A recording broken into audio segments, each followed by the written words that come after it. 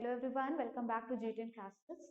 तो जी10 क्लासेस में हम लोग जो मैग्नेटिज्म पढ़ रहे थे उसमें उम्मीद करते हैं कि ये पार्ट 3 वीडियो रहेगी और इसमें हमारा मैग्नेटिक डाइपोल जो एक बड़ा सा टॉपिक था वो कंप्लीट हो जाएगा। बड़ा सा topic of second chapter of magnetism, magnetism and matter. इस पर्टिकुलर वीडियो में सिर्फ 2 टॉपिक्स बचे थे, 2 या 3 टॉपिक्स बचे थे, वो कवर हो जाएगा और आपका मैग्नेटिक डाइपोल कंप्लीट हो चुका होगा। और उम्मीद करेंगे कि आपको समझ में भी आया है, मतलब नहीं, अगर आप मन से पढ़ेंगे तो आपको समझ में आएगा। तो जल्दी जल्दी से शुरू करते हैं। Current loop as a magnetic dipole will be our first topic last video. कि अगर हम लोगों ने स्टार्टिंग में देखा था ना कि अगर एक करंट कैरिंग लूप है, उसमें करंट फ्लो कर रहा है, वो ऊपर से देखेंगे तो वो दूसरे डायरेक्शन में दिखेगा और नीचे से देखेंगे तो वो दूसरे डायरेक्शन में दिखेगा।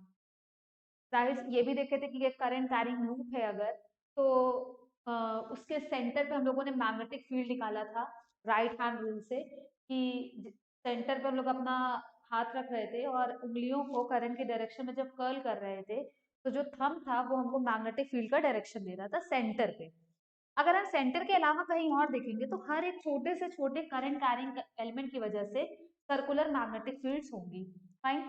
तो इसीलिए ये मैग्नेटिक फील्ड का डायरेक्शन है जो डॉटेड बना है कि सेंटर पे इधर इनवर्ड और आउटवर्ड हमारी मैग्नेटिक फील्ड होनी चाहिए। यहाँ पे आउटवर्ड होगी तो ये आउटवर्ड डायरेक्शन में बना हुआ है।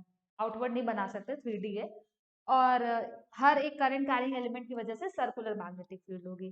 तो जैसे ही हम करंट कैरिंग लूप को ऊपर से देखेंगे, मान लीजिए इसमें एंटी क्लॉकवाइज डायरेक्शन में करंट फ्लो हो रहा है, तो जब भी करंट एंटी क्लॉकवाइज डायरेक्शन में फ्लो होता है तो वो क्या कंस्टिट्यूट करता है? North pole. देखिए एंटी क्लॉकवाइज है।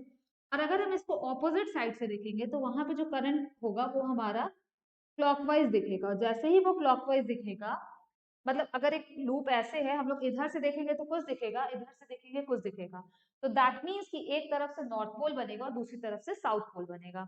तो कुल मिला के ये भी हो गया कि ये मैग्नेट है। मतलब एक मैग्नेट ही तो हुआ ना कि इसके दो पोल्स है, दो सेपरेटेड नहीं, ये दोनों सेम है, बट हो तो गया कि मैग्नेट है क्योंकि एक तरफ से नॉर्थ पोल है, दूसरी तरफ से साउथ पोल है। अब मैग्नेट है तो मैग्नेट का क्या होगा? मैग्नेटिक डाइपोल होगा। अब यहाँ पे क्या होता है कि जो मैग्नेटिक डाइपोल मूवमेंट एम होता है वो डायरेक्टली प्रोपोर्शनल होता है कि करंट कितना फ्लो कर रहा है, and M is directly proportional to area of the loop. अब यहाँ पे तो डिस्टेंस नहीं होता है, तो इसलिए करंट कैरिंग लूप के एरिया के प्रोपोर्शनल होता है। तो कुल मिलाकर जब इन दोनों को कंबाइन किया गया और इसको इक्वलिटी में बदला गया तो बिकेम इक्वल टू के आई ए। तो प्रैक्टिकली जब चेक किया गया तो कांस्टेंट की वैल्यू जो थी वो 1 आ गई और यहाँ से निकला कि अगर एक करंट कैरिंग लूप है तो उसका मैग्नेटिक डाइपोल मूवमेंट होगा आई इंटू ए। अब यूनिट भी आप लोग निकाल ही सकते हैं। क्या होगी यूनिट? एम्पियर मीटर स्क्वायर, जो हम लोग यूज कर रहे थे वहां पे मैग्नेटिक डाइपोल मूवमेंट का। तो कुल मिला के यही प्रूफ करता था कि करंट लूप है वो मैग्नेटिक डाइपोल की तरह बिहेव करता है, क्योंकि उसके भी दो पोल्स होते हैं, एक साइड नॉर्थ पोल, दूसरी तरफ south pole. Clockwise anti clockwise current का डायरेक्शन देख के आप बता सकते हैं कि कौन सा नॉर्थ पोल है, कौन सा साउथ पोल है, और उसका मैग्नेटिक डाइपोल निकाल सकते हैं। इसका मतलब ये हुआ कि अगर एक छोटा सा चार्ज भी कहीं गोल में घूम रहा है, गोल गोल, करंट कैरिंग लूप, क्योंकि वो चल रहा है तो करंट बन जाएगा, करंट कैरिंग लूप कंस्टिट्यूट कर रहा है तो वो एक मैग्नेट के डाइपोल की तरह बिहेव करेगा। तो इसी पे बेस्ड हमारा अगला टॉपिक है कि atom as a magnetic dipole. Atom इतना आप लोग नोट डाउन कर लिया होगा आप लोगों ने। अब जो हम लोग का टॉपिक है वो है atom as a magnetic dipole. यही लिख देती हूँ, इंटू ए की वैल्यू 1 है।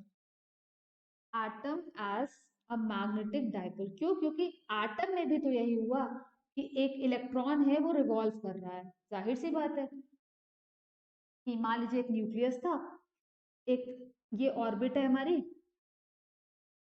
आर रेडियस की, यहाँ पे एक इलेक्ट्रॉन है वो वी वेलोसिटी से रोटेट कर रहा है। ठीक है। अब ये रोटेट कर रहा है तो जाहिर सी बात है कि यहाँ पे कुछ ना कुछ, मतलब बहुत नेग्लिजिबल अमाउंट में कोई ना कोई करंट कंस्टिट्यूट कर रहा होगा। अब जैसे ही ये रिवॉल्व कर रहा है तो सबसे पहले इसका क्या होगा? एक एंगुलर मोमेंटम होगा। एंगुलर मोमेंटम, ये सारी चीजें 11th में भी आप लोगों ने पढ़ा है। एंगुलर मोमेंटम क्या होता है? M V R, mass of electron, velocity of electron, into radius of the orbit in which it is moving. अब ये जो इलेक्ट्रॉन है वो मान लीजिए कि इसका जो टाइम पीरियड है वो t है। टाइम पीरियड t का मतलब क्या हुआ कि t समय के बाद वो उसी पोजीशन पे वापस आ जाता है, कुछ ऐसा कह सकते हैं। या एक रिवोल्यूशन करने में, मतलब एक पूरा चक्कर मारने में उसको t टाइम लग रहा है। तो यहाँ पे कितना करंट कंस्टिट्यूट करेगा वो? Electronic charge upon time period, कितना करंट कंस्टिट्यूट करेगा? अब t टाइम में वो पूरा एक चक्कर मार रहा है, मतलब कितना डिस्टेंस कवर कर रहा है? 2 पाई r डिस्टेंस कवर कर रहा है। कुछ है नहीं इसमें, सिंपली आपको न्यूमेरिकल्स अगर आते हैं तो बहुत सारी इक्वेशंस बना के जनरलाइज फॉर्मूले पे हम लोग पहुंच जाएंगे। तो t क्या हो गया आपका? 2 पाई r डिस्टेंस अपॉन में उसकी स्पीड। जब हम लोग मॉडर्न फिजिक्स कवर करेंगे ना तो हम लोग देखेंगे कि स्पीड और रेडियस सब कुछ हम लोग निकाल सकते हैं कि वो किस नंबर की ऑर्बिट में रोटेट कर रहा है।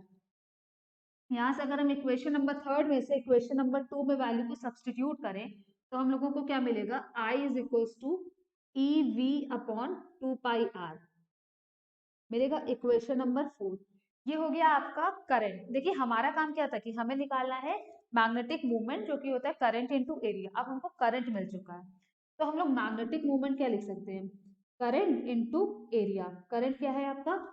EV upon 2 pi R, 2 pi R, और एरिया क्या है आपका? पाई आर स्क्वायर होगा। पाई से पाई कैंसिल, आर से आर कैंसिल, ये कितना हो जाएगा आपका? E V R upon 2। ये आ गया आपका मैग्नेटिक डाइपोल मूवमेंट। अब बात ये आती है कि हमको ना वेलोसिटी पता है ना रेडियस पता है आज, मतलब अभी के पॉइंट से, क्योंकि क्या पता कि वेलोसिटी क्या होगी। जब आप मॉडर्न फिजिक्स पढ़ लेंगे तो आप वेलोसिटी और रेडियस में निकालना कोई बड़ी बात नहीं होगी। तो पहले तो आप लोग ये चीज नोट डाउन कर लीजिए ताकि मैं इसको इरेज कर पाऊँ।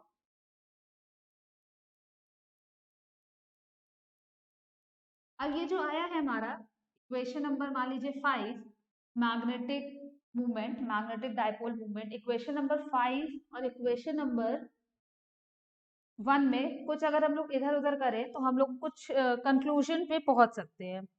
इक्वेशन नंबर 5 और इक्वेशन नंबर 2 में अगर हम लोग देखें, 1 L is equals to M E V R और magnetic movement is E V R upon 2। V R की जगह पे एल अपॉन एम ही रख सकते हैं,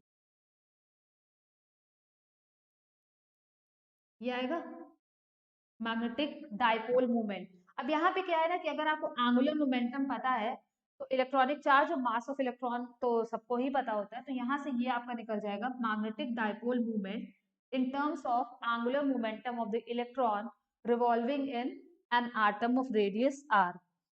ठीक है, अगर वेक्टर नोटेशन में देखा जाए तो वेक्टर नोटेशन में इन दोनों का डायरेक्शन ऑपोजिट होता है, मतलब L is equals to minus E upon 2 M, तो खैर कांस्टेंट ही है और स्केलर क्वांटिटी भी है, ये होता है वेक्टर नोटेशन में।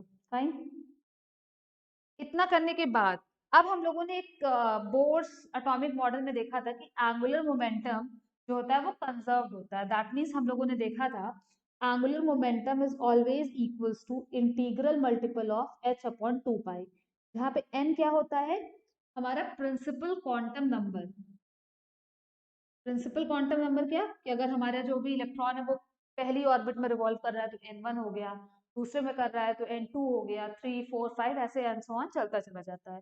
तो अगर हम यहाँ से L की जगह पे NH अपॉन, जैसे कि अब अगर हमको नहीं पता है कि एंगुलर मोमेंटम क्या है क्योंकि हमें वेलोसिटी रेडियस अभी फिलहाल इस टाइम पे नहीं पता है, हमको बोल दिया कि एक इलेक्ट्रॉन है वो 10वीं ऑर्बिट में रिवॉल्व कर रहा है तो उसका मैग्नेटिक डाइपोल मूवमेंट क्या होगा, तो हम उसके लिए L कैसे निकालेंगे? तो यहाँ पे अगर हम L की जगह पे NH अपॉन 2 पाई सब्सटीट्यूट कर दें तो वो सिंपल हो जाएगा। तो उठाइए L की जगह पे NH अपॉन 2 पाई इक्वेशन नंबर 6 में सब्सटीट्यूट कर दीजिए। जैसे ही आप सब्सटीट्यूट करेंगे तो आपको मैग्नेटिक मूवमेंट क्या मिलेगा? एन ई एच अपॉन 4 पाई एम ई। अब यहाँ पे देखिए क्या क्या कांस्टेंट है, ई कांस्टेंट है, एच कांस्टेंट है और ये पूरा कांस्टेंट है, मतलब मैग्नेटिक डाइपोल मूवमेंट इज ये कोई भी कांस्टेंट 4 पाई एम ई इंटू एन। जितनी ज्यादा आपका जो भी मतलब कह सकते हैं आप आगे के ऑर्बिट्स में जाएंगे, प्रिंसिपल क्वांटम नंबर जितना ज्यादा बढ़ेगा उतना ज्यादा आपका मैग्नेटिक डाइपोल मूवमेंट होगा। ये चीज यहाँ से भी कंक्लूड किया जा सकता है कि मैग्नेटिक डाइपोल मूवमेंट होता क्या, करंट इनटू एरिया। जितने बड़े रेडियस में जाएंगे उतना ज्यादा एरिया भी होगा, और जितना ज्यादा एरिया होगा जाहिर सी बात है एन उतना ज्यादा होगा, एन ज्यादा है तो मैग्नेटिक डाइपोल मूवमेंट भी ज्यादा होगा। तो ये आ गया आपका magnetic dipole movement of electron revolving in nth orbit. ठीक है, अब यहाँ पे ये चीजें आपकी क्लियर हो गई। ये जो कांस्टेंट है आपका, ये जो ई एच अपॉन 4 पाई है, इसकी यूनिट क्या होती है, यूनिट क्या कि इसकी आप वैल्यू निकाल सकते हैं ई एच अपॉन 4 पाई की। ठीक है, मैग्नेटिक मूवमेंट की जो नेचुरल यूनिट होती है, मैग्नेटिक मूवमेंट एम की एक नेचुरल जो यूनिट होती है वो होती है बोर मैग्नेटॉन। बोर मैग्नेटॉन भी लिखा जाता है, इलेक्ट्रॉन के केस में आप लिख सकते हैं बोर मैग्नेटॉन।